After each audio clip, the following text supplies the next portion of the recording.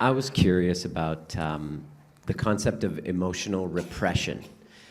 What I'm getting from this work is that we have negative emotions and we put out an emotional signature of what we want to create, and every time something comes that goes against that, we change and we go back to our original plan.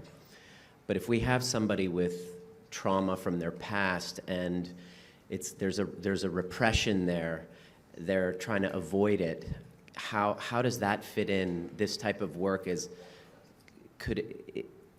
parts of it sound like repression and other parts sound like, creation. At what point do we Great question. separate Great the two?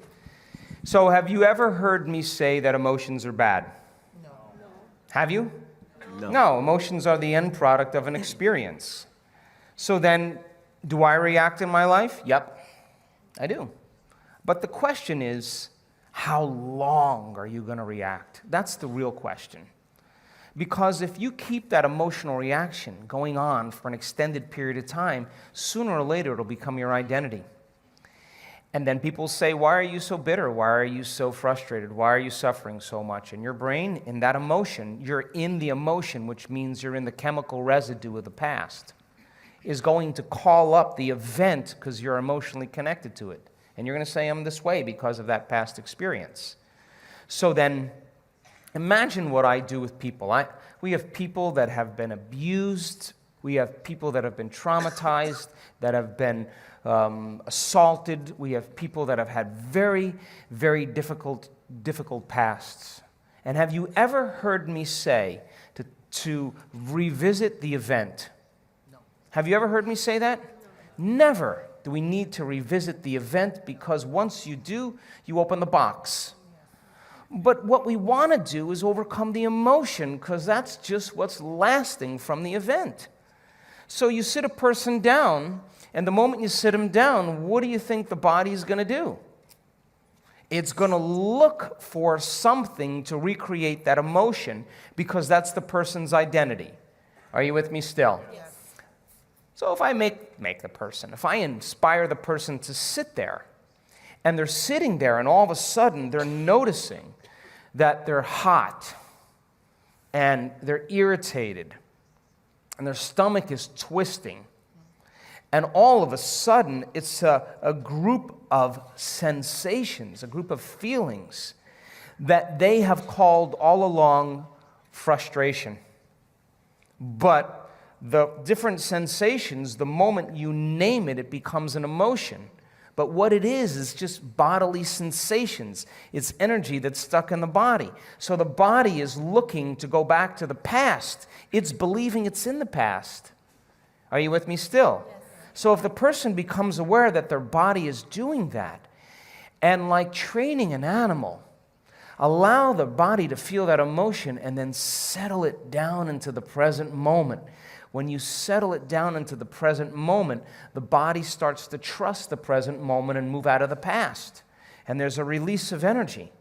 Then the body goes, well, wait a second, what's going to happen in the next moment? And it starts doing that. And it starts to try and anticipate the future. And you settle the body back down into the present moment. And every time you do that, you're telling the body it's no longer the mind, that you're the mind, and your will is getting greater than the program. And all of a sudden, you start to lower the volume to that emotion. And when you begin to break the addiction to that emotion, the side effect of breaking that addiction is called joy. It's called freedom. All of a sudden, the body's saying, I don't want to be tormented anymore. Now, does that mean you shouldn't grieve over things that you lose? Grieving is a biological process. It's neural pruning. It's a death of circuitry. It's a death of emotions. It's the absence, a void of something in your life. And that's important, but in grief, sooner or later, you got to come to a greater understanding about death, a greater understanding about loss, a greater understanding so that you can adapt to those conditions. Every time I sit with someone and they start complaining about their life, and I let them go for a few minutes, and then I go, oh! You know what I say to them? You only complain about your life when it's not working. And the emotion that you're feeling right now is keeping you connected to the past. You never do this when your life is working. And so I don't have a problem with moving through the stages of emotions. But I also know that what a person really wants more than anything else is to be free.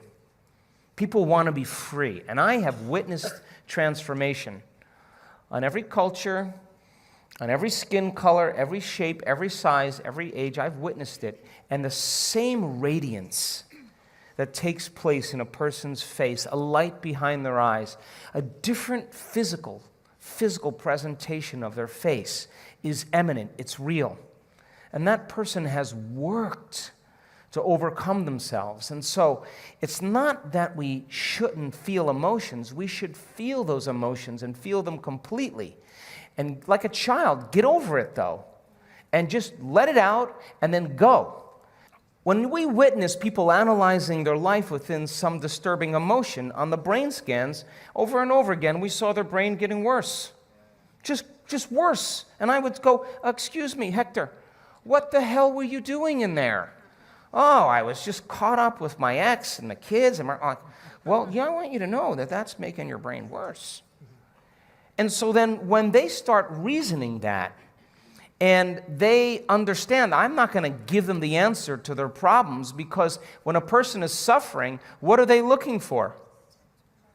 They're looking for me to take them out of their suffering, and I can give them the answer, the correct answer to their problems, and they will argue against me. They will argue the entire time. No, but. Well, and no, what I just say, take the ride with me. Give me 4 days. Give me 5 days. Cross the river. Get beyond yourself and get beyond that emotion. And the memory without the emotional charge is wisdom. And that's the name of the game, because the soul can't go to the future, can't create a new adventure, can't journey back to source if you're living by some emotion that's keeping you in the past. The soul doesn't even know what to dream about. It can't, because it's seeing the future through the lens of the past. So then when the person starts coming up against themselves and they're sitting there and you say you create your reality, all right, well, then I'm going to have a thought about what I want, but they can't control their thoughts. That's because their body's influencing their mind. So the only way they're going to begin to liberate energy is to be still and to know that they're God, to be greater than their body. And every time they settle it back into the present moment, they're lowering the volume to that emotion, and now they become the mind. And the body is no longer the mind. And when the body is finally free, they'll see possibilities they never saw before. I've seen it too many times. And all of a sudden, all that person wants to do is be in the present moment and become more happy. They want more of that.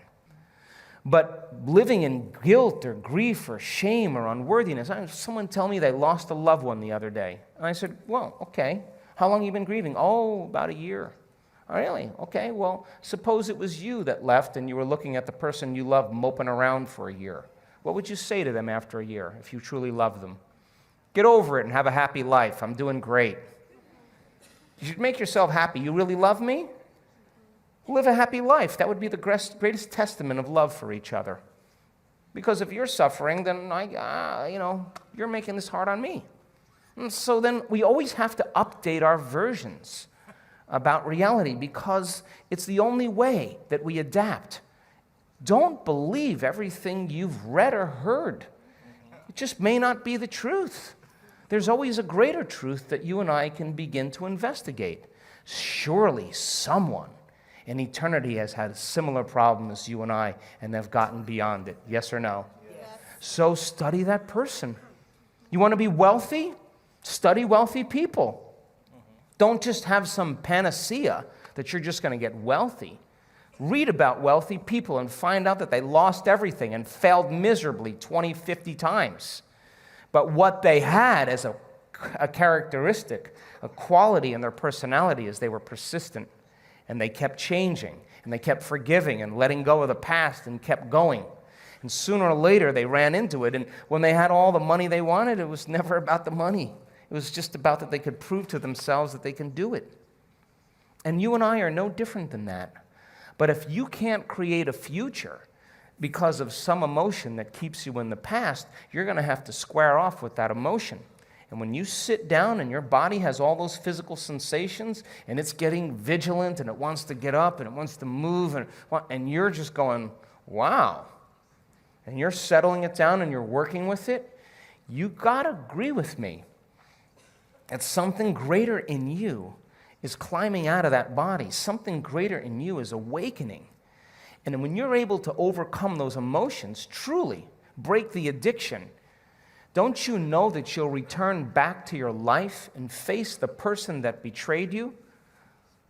And you will see a part of yourself that you used to be that you no longer are, and you're not going to have anything else but love for them. In fact, you're going to have compassion for them because you're going to realize how stuck they are, and you're liberated and free. True forgiveness is when you take your attention off somebody because you've overcome the emotion, and that gives them permission to show up differently in your life because you freed yourself and you freed them. And all of a sudden, reality begins to unfold in mysterious ways. And that person shows up and says, forgive me. I was so wrong. And you're over it already. And you're just like, go on with it, man. I'm in a new life. I would have never been in this new life if you didn't betray me. Thank you.